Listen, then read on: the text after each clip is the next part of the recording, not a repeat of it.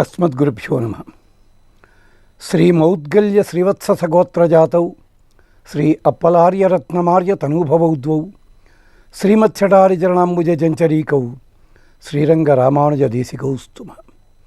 విచిత్రవాణీ విన్యాసధన్యోపన్యాస వైభవం వర్ధయత్వనిశం సీతారామపాదయుగే మమ. లక్ష్మీం క్షీరసముద్రరాజతనయాం శ్రీరంగధామేశ్వరీం దాసీభూత సమస్తదేవవనితాం లోకైకదీపాంకురాం శ్రీమన్మందకటాక్షలబ్ధ విభవ బ్రహ్మేంద్ర గంగాధరాం త్వాం త్రైలోక్యకుటుంబినీం సరసిజాం వందే ముకుందప్రియాం.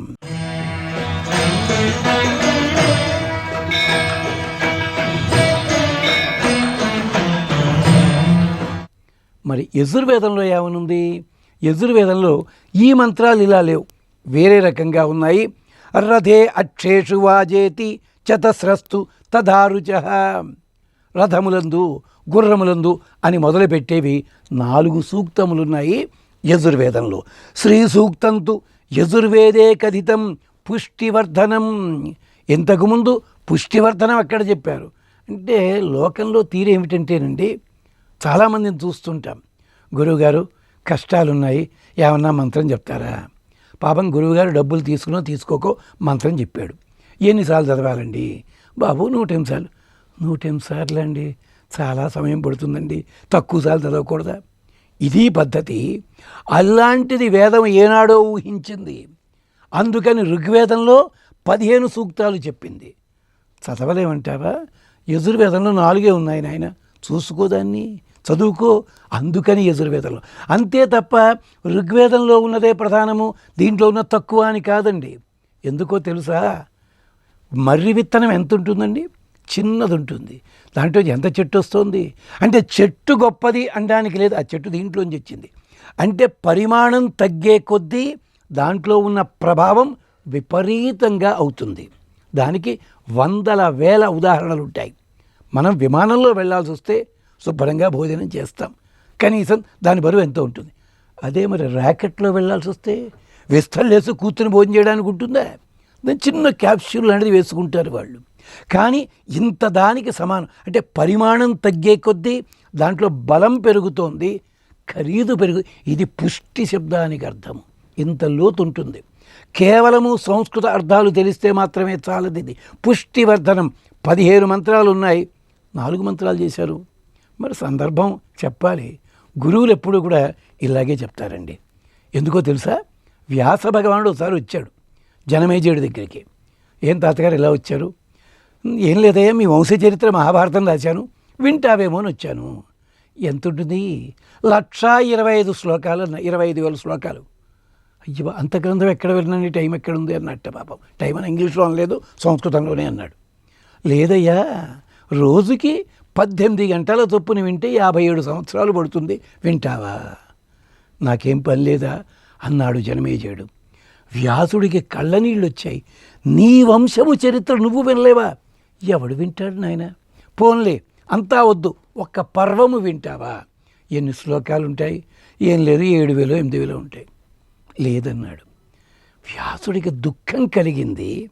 అప్పుడు అన్నాడు, ఒక్క శ్లోకం వింటావా అన్నాడు. చెప్పండి గురువుగారు అన్నాడు.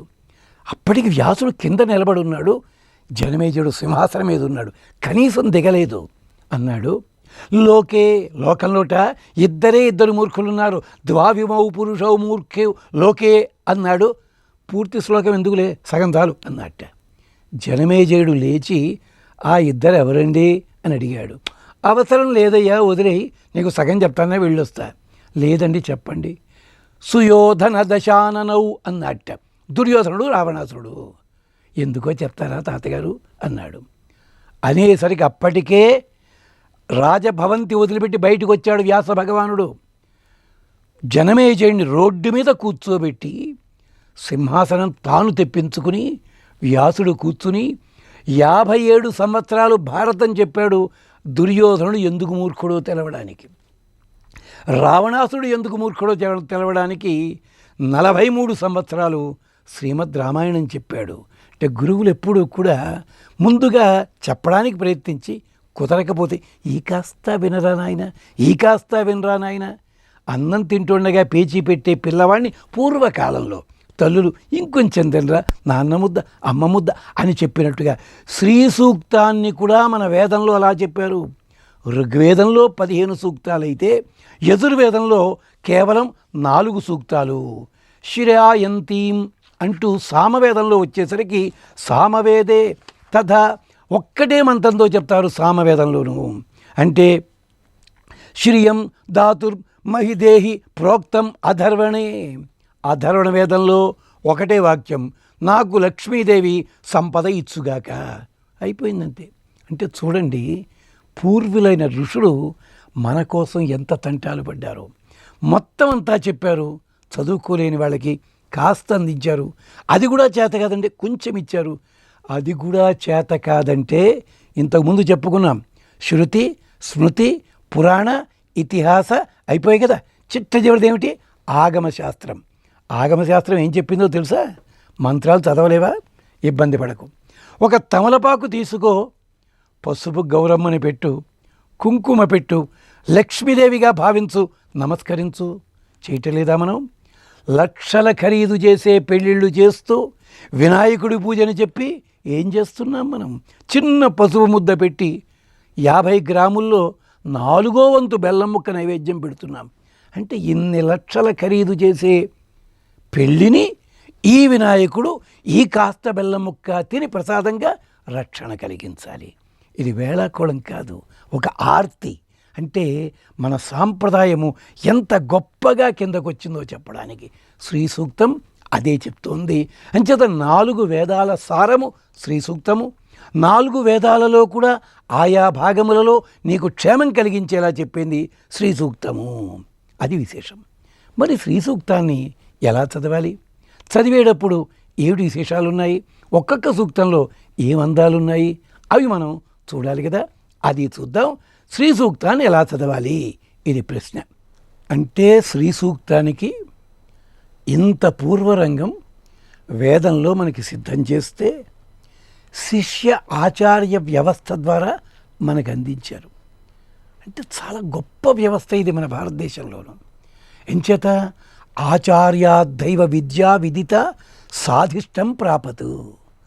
నువ్వు ఎవరో ఒకరి దగ్గర కూర్చుని విను, అది నీకు అర్థమవుతుంది. అవతల వ్యక్తి నీకంటే తక్కువ చదువుకుని ఉండవచ్చును, ఏమీ తెలియనివాడు కావచ్చును, కానీ ఆచార్య పదంలో ఉన్నవాళ్ళు చెప్పినప్పుడు స్థిరత్వం వస్తుందన్నమాట. ఇది అందుకని మనకి సాంప్రదాయం. కాబట్టి శిష్య ఆచార్య సాంప్రదాయంగా పుష్కరుడికి పరశురాముడు. పరశురాముడు ఏమన్నా తక్కువడా? ఎంతసేపు పరశురాముడు అంటే రాజుల్ని చంపాడంటారు. సాక్షాత్తుగా సుదర్శన అంశ, శ్రీ మహావిష్ణు అంశ ఆయన. అంతేకాదు పెద్ద పెద్ద మహర్షుల దగ్గర విద్య నేర్చుకున్నవాడు. సాక్షాత్తు శంకరుణ్ణి మెప్పించి అతని దగ్గర విద్య నేర్చుకుని ఆయుధాలు సంపాదించినవారు. ఆయన చెప్తున్నాడు ఇక్కడ. అది అంచేత ఆయన చెప్తూ అంటాడు, నాయన శ్రీ సూక్తం యోజయేత్ భక్త్యా. శ్రీ సూక్తం యో జపేత్ భక్త్యా, 2 ఉన్నాయి. శ్రీ సూక్తం చదివేటప్పుడు అహంకారంతో చదవకు సుమా, భక్తితో చదువు. అప్పుడు ఎవడైతే అలా భక్తితో చదువుతాడో తస్యాహ అలక్ష్మి వినశ్యతి. అలాంటి వాడికి ఆ అలక్ష్మి వినశ్యతి, ఆ సంపద అంతా కూడా సక్రమంగా ఉంటుంది, పాడైనది పోతుంది. తస్యాహ అలక్ష్మి వినశ్యతి. వేదంలో తమాషా ఉందండి. చెడు మాటగా చెప్పరండి. దరిద్రం అన్న పదం వేదం ప్రయోగించదు, ఎక్కడో ప్రయోగిస్తుంది. ఎందుకయ్యా అలాగా? వేదానికి ఎంత భయం అంటే మనం మాట్లాడేటప్పుడు అంటుంది, నా శ్లీలం కీర్తయేత్. చెడు మాట అనవద్దురా నాయన. ఆ చెడు మాటనే మంచిగా చెప్పరా? చూడండి, దరిద్రం అనగానే గుండె ధల్లు ఉంటుంది మనకి. కానీ వేదం ఏమంటుందో తెలుసా? లక్ష్మి కానిది అలక్ష్మి. అండంలో కూడా మళ్ళీ ఓ అక్షరం చేర్చి ఆ మాట అంటాం అనమాట. అలాగే మనకి తమ్ముళ్ళు సోదరులు ఉంటే వాళ్ళు ఏమంటాం? భ్రాతృ అంటాం కదా. కానీ తమ్ముడిలా నటిస్తూ మోసం చేసేవాడు ఉంటాడు, అన్నయ్యలా ఉంటూ మోసం చేసేవాడు భ్రాతృవ్య అంటారు. అక్కడ అక్షరం చేర్చాడు అంటే సోదరులా కనిపిస్తూ శత్రువైనవాడు. ఇలా తమాషా పదాలు. అందుకని అలక్ష్మి నశ్యతి. నీ దగ్గర ఉన్న లక్ష్మి కానిది ఏదుందో అది తొలగిపోతుంది. శ్రీ సూక్తం యో జపేత్ భక్త్యా, లేదు యో యుజత్ భక్త్యా. దాన్ని ఇంట్లోనే అట్టే పెట్టుకో, నీకు ఫలితం లభిస్తుంది. ఎక్కడో శ్మశానాల్లో ఉండే బ్రహ్మజం డొంకలు పట్టుకొచ్చి డ్రాయింగ్ టేబుల్ మీద లేదా డైనింగ్ టేబుల్తో పెట్టుకుని షోపీసులు అనుకుంటావే మనం. శ్రీ సూక్తం ఒకటి గ్రంథం ఇంట్లో పెట్టుకుంటే ఏం ప్రమాదం అయ్యా నీకు. అందుకని అంటుంది యో జపేత్ భక్త్యా.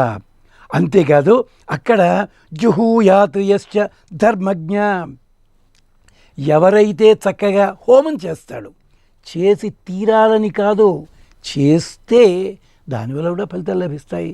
ఇప్పుడు కూడా ఒక సందేహానికి సమాధానం చెప్పేయాలి. ఎందుకండి డబ్బాలు నెయ్యి నిప్పులో పోయడం వేస్ట్ అవుతుంది కదా అంటారా? దాని అర్థం అది కాదు.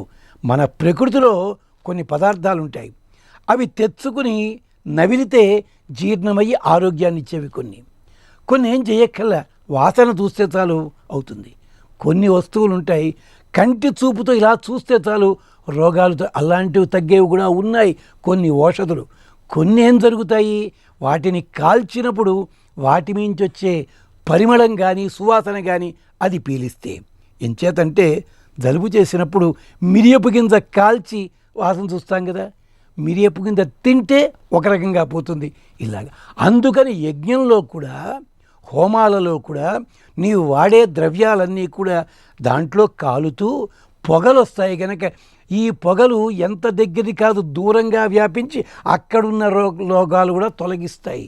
ఇంత గొడవ ఉంది, అది మళ్ళీ చాలా పెద్ద విశేషం అది. అందుకని జుహూయాత్ అని రకరకాలు చెప్పారు. 10,000 పద్మాలు తీసుకోండి, బిల్వములు తీసుకోండి, ఇవన్నీ ఇప్పుడు మాట్లాడుకోవద్దు మనం. అవి ఉన్నాయి, అలా చేసి హోమం చెయ్యండి. లేదంటారా, అయ్యా మా వల్ల కాదు ఇవి, ఈ సమయంలో మేమేం చేస్తామంటారా, సులభ మార్గాన్ని కూడా చెప్పారు మనకి మహానుభావుడు. మళ్ళీ దీనికి వేదంలో కదా, మానవులు ఒక రిప్రజెంటేటివ్, దేవతల్లో ఒక ఆయన, రాక్షసుల్లో ఒక ఆయన, ముగ్గురు వెళ్ళాట బ్రహ్మదేవుడి దగ్గరికి. ఉపనిషత్తులో కథ ఇది. వెళ్ళి పాఠం చెప్పించుకున్నారు. 32 ఏళ్ళు అయిపోయిందాకా వస్తూ, గురువుగారు 32 ఏళ్ల చదువు కలిపి క్లుప్తంగా ఒకసారి చెప్తారా అన్నట్ట బ్రహ్మదేవుణ్ణి. అనేసరికి ఆయన ద అని ఊరుకున్నట్టంతే, ఒకటే అక్షరం, క్లుప్తంగా అన్నావు కదా నువ్వు. దేవతలు అర్థమైందండి వెళ్ళొస్తాం అని వెళ్ళిపోయారట. రాక్షసులు గురువుగారు మాకు అర్థమైంది వెళ్ళొస్తాం. మానవులకు కొంచెం బుర్ర తక్కువ ఉంటుంది కదా, నిలబడే ఉన్నాడు, ఏమైందిరా, వాళ్ళిద్దరికి అర్థమైందన్నా నాకు అర్థం కాలేదు. ఇది వేదంలో ఉన్న కథని లైటర్ వీల్లో మాట్లాడుకుంటున్నాం మనం. అంటే దేవతలు వెనక్కి పిలిచి నీకేమర్థమైంది, అయ్యా మీరు దా అన్నారండి, దమము కలిగి ఉండండి అని మాకు అర్థమయ్యింది. ఎంచేత మేము దేవతలం కదా, తినడం తాగడం గొడవ ఏం లేదు, ఎప్పుడు అనుభవమే అనుభవం, ఆనందమే ఆనందం. కానీ దమము కలిగి ఉండండి, ఇంద్రియ నిగ్రహం కలిగి ఉండండి అని మీరు చెప్పారు, మాకు అర్థమైపోయింది. రాక్షసులను అడిగారు, ఏం లేదండి మేము రాక్షసులం కదా, నిజానికి మా జాతి రక్ష అన్న జాతి, రక్షించమనేది, కానీ మేము భక్షిస్తూ ఉంటాం, అందుకని దయ చూపించండి అని మీరు చెప్పారండి, దాని అక్షరంతో మాకు అర్థమైంది. అప్పుడు చెప్పాడు మానవులకి, నాయన ఆ రెండు కలిపి నువ్వు పాటించన్నాడు. అదేమిటి, దయ చూపించు, దమము కలిగి ఉండు. అంటే దాంట్లోంచే వచ్చింది దాన విధి. ఒక వస్తువు దానం ఇస్తున్నామంటే అయ్యో ఎదుటివాడికి లేదే నేను ఇస్తున్నాను అన్న దయతో ఇస్తున్నావు. రెండోది, ఈ వస్తువు చాలా కాలం అనుభవించావు, బాగుంది, సంతోషం, ఇక నాకు అవసరం లేదు, నా దగ్గర ఎక్కువ ఉంది, ఇస్తున్నాను. చాలా లోతైన అర్థం. అలాగే ఇక్కడ కూడా పుష్కరుడికి పరశురాముడు ఒక సూక్ష్మమైన మార్గం చెప్పాడు. నాన్న, శ్రీ సూక్తం చదవాలంటే ఇలా చదవండి, లేదనుకో ఏం పర్వాలేదు, సంపూజ్య దేవీం వరదాం యథావత్, లక్ష్మీదేవి విగ్రహం పెట్టుకో, లక్ష్మీదేవి రూపం పెట్టుకో. లేదు ఆ లక్ష్మికి ఏ రూపం కావాలా ఆ తర్వాత మాట్లాడుకుందాం. లక్ష్మీదేవి రూపం పెట్టుకుని, లేదా పసుపు గౌరవమైనా అక్కడ పెట్టుకుని, లేదా ఒక వక్క, మనకి ఎంత దగ్గరగా చెప్పారండి, లక్ష్మీదేవిని వరదాం యథావత్ పద్మై సితైర్వా కుసుమై తథా అన్యై. నిజంగా మన సాంప్రదాయంలో వీళ్ళు వాళ్ళు వేరే సాంప్రదాయాల వెనకాల పడి తిరుగుతున్నారు అందరూ కూడా. బాబు, పక్షి ఆహార సంపాదనార్థం ఎక్కడెక్కడికో తిరుగుతుంది ఆకాశంలో, సాయంకాలం కాగానే ఎక్కడికి చేరుకుంటుంది, మళ్ళీ చెట్టుని చేరుకుంటుంది. నీవు అంతే, నువ్వు ఏ జాతికి చెంది ఉన్నావో, ఇతర సాంప్రదాయాల్లో తిరుగు నీకు కొన్ని అనుభవాల కోసం, ఆనందాల కోసం. కానీ నువ్వు చేరవలసింది నువ్వు ఎక్కడ ప్రారంభమయ్యావో అక్కడికి మాత్రమే.